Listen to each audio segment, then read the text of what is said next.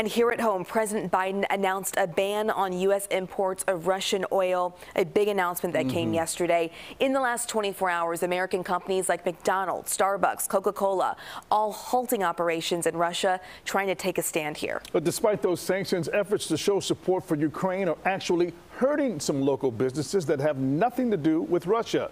And here to explain this morning, the CBS 2's Marissa. She joins us live outside of the Russian tea time in the Loop. Good morning, Marissa. Ryan, Audrina, good morning. Well, among the threatening messages and comments and phone calls Russian tea time has received, they said one even said death to Russia. This despite the fact that they've made clear their stance on this. They have a "We Stand with Ukraine" flag on the outside of the building. They've been clear about where they stand on this in their messaging online, denouncing the invasion. And we learned that even some of the waiters and waitresses have family waiting in bomb shelters in Ukraine as we speak.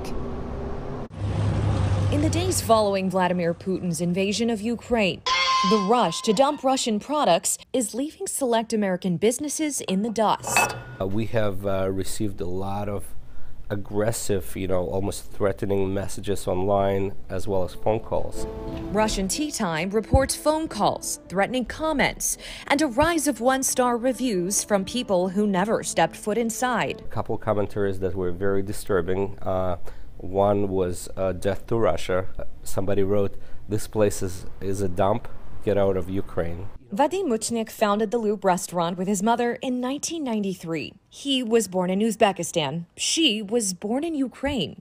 And some of the staff bearing the brunt of the heat today are the ones already bearing the brunt of the crisis. We really feel pain. We have a waitress whose mother is hiding in bomb shelters in Kyiv. She hasn't talked to her for days. American businesses around the country with no ties to Russia outside of name and food are seeing the same. I will never support Russia. This sent to Armenian staff at a Russian restaurant in San Diego. Someone said that they would come by, blow up the restaurant.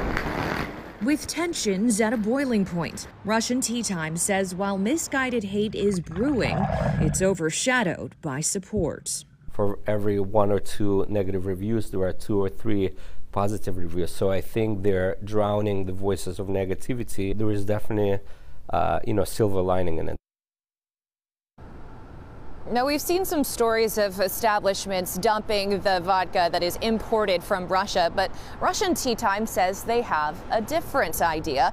Using the vodka imported from Russia that they had already purchased before any of this happened, well, they said if you help them get rid of it, every single cent will go towards a fundraiser to benefit Ukrainians. Reporting live from outside of Russian Tea Time, Marissa, CBS 2 News.